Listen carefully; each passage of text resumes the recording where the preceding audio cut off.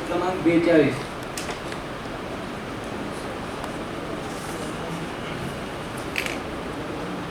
नमस्कार, मी स्पर्धक क्रमांक 46 व्यासपीठावर विषय मांडतोय. क्रांतिकारकांचे प्रेरणास्थान स्वातंत्र्यवीर सावरकर. स्वातंत्र्यवीर विनायक दामोदर सावरकर, ज्यांचा कळत्या वयापासून प्रत्येक श्वास, प्रत्येक क्षण तळमळला तो आपल्या मातेच्या सेवेसाठीच. आणि ती माता म्हणजे ही मातृभूमी, ही भारत माता. पण परिस्थिती काय होती? ब्रिटिश यांच्या गुलामगिरीच्या साखळदंडांनी जगडलेली ही माता. अहो, कोण्या पोराला बघवेल आपल्या मातेचे हे अवस्था. आणि उसळलं त्या सावरकरांचं रक्त. घेतली शपथ या भारत भूमीला स्वातंत्र्य करण्याची. सांगतोय हा पुत्र आपल्या मातेला, तुझं साठी मरण ते जनन, तुझं विना जनन ते मरण. तुझ्यासाठी मरण हे मृत्यू जगण्यापेक्षाही बेहतर, आणि तुझ्या विना जगणं हे मृत्यूपेक्षाही तुच्छ.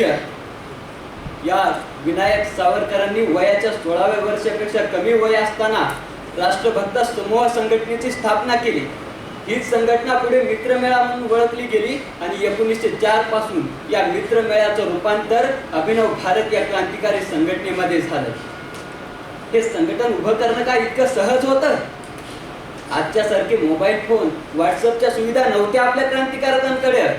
कोणीतरी इकडून मेसेज टाकावा, हाय इथं भेटूयात म्हणतोय, तिकडनं लगेच रिप्लाय, चालतंय की. ही परिस्थिती नव्हती.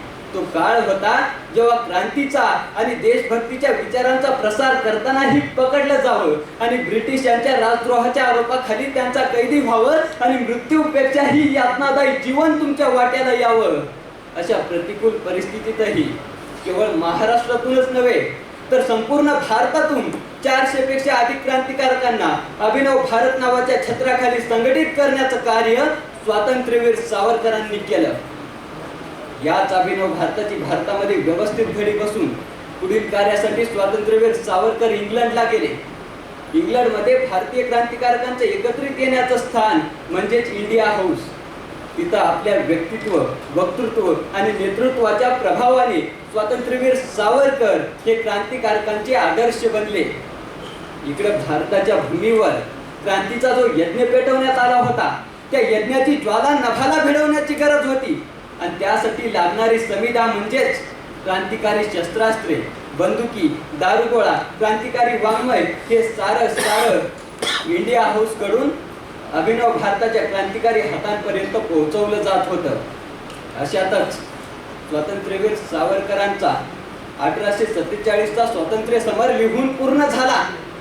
पण ग्रंथाचं प्रकाशन होण्याच्या अगोदरच ब्रिटिशांनी त्यावर बंदी टाकली. कारण काय? कोणत्याही शस्त्रापेक्षा जास्त भीती ब्रिटिशांच्या मनात ही स्वातंत्र्यवीर सावरकरांच्या लेखणीतून निघणाऱ्या क्रांतिकारी शब्दांची होती. पण ज्या क्रांतिकारकांनी या ब्रिटिशांच्या नाकाखालून शस्त्रास्त्रे भारतात पाठवली, ते ब्रिटिश काय हा ग्रंथ पाठवण्यापासून क्रांतिकारकांना रोखू शकणार होते? अरहट! आणि झालंही अगदी तसंच. भारतातील क्रांतिकारकांच्या हातापर्यंत 1857चं स्वातंत्र्य समर पोहोचलं आणि हा ग्रंथ क्रांतिकारकांसाठी भगवद्गीता बनला. आणि लेखणीद्वारे क्रांतिकारकांपर्यंत पोहोचलेले स्वातंत्र्यवीर सावरकर हे क्रांतिकारकांचे प्रेरणास्थान बनले. अशातच इंग्लंडच्या धर्तीवर एक क्रांतिकारी घटना घडते, ज्याच्या षड्यंत्रांनी कित्येक क्रांतिकारकांचे प्राण गेले, कित्येकांचे संसार उद्ध्वस्त झाले.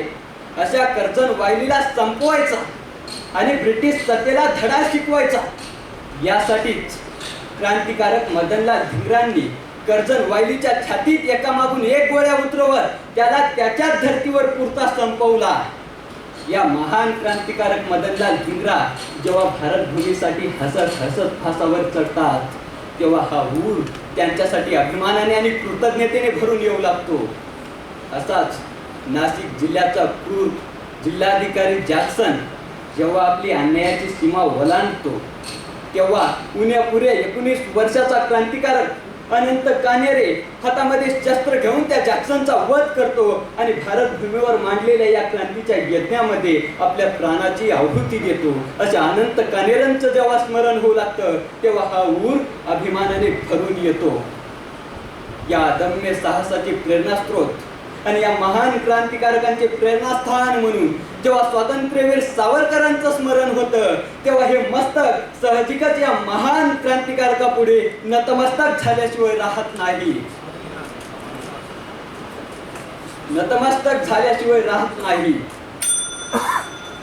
अशातच या क्रांतिकारी घटनांची चांगली धसकी ब्रिटिश सत्तेने घेतली. हे सारं थांबवायला पाहिजे, पण कसं थांबवायचं? आणि केली स्वातंत्र्यवीर सावरकरांना कैद, चालवला खटला, सुनावली शिक्षा 2 जन्मठेपींची, काळ्या पाण्याची शिक्षा.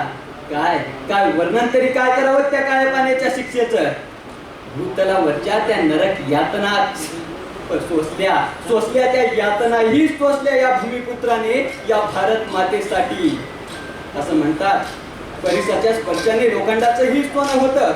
तो परिस खरंच अस्तित्वात आहे का नाही मला माहित नाही, पण ज्यांच्या प्रभावाने कित्येकांच्या आतमध्ये क्रांती जागली, कित्येक क्रांतिकारक घडत गेले, असा क्रांतीचा परिस मला नक्कीच माहित आहे. आणि तो क्रांतीचा परिस म्हणजेच स्वातंत्र्यवीर सावरकर.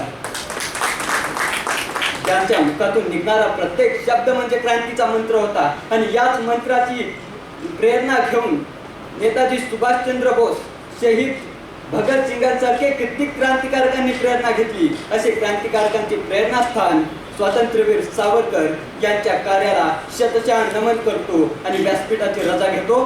जय हिंद, जय सावरकर.